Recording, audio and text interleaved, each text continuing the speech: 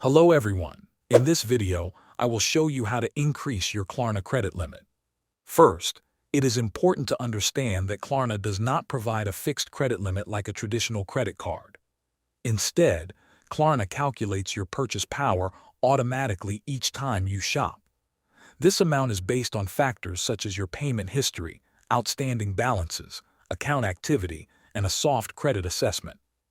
If you want to increase your spending power, pay off any existing Klarna balances before making new purchases. Keeping your account balances low shows responsible usage and can improve your standing with the platform. You should also use Klarna regularly and responsibly. Making smaller purchases and paying them off in full helps build a positive payment history. Some users even make early payments to demonstrate reliability. Keep in mind that Klarna customer support cannot manually increase your limit. The system reviews accounts automatically, so there is no option to request a higher spending limit directly. Finally, be patient. Many users report that noticeable increases in purchase power happen gradually after several months of consistent, responsible use.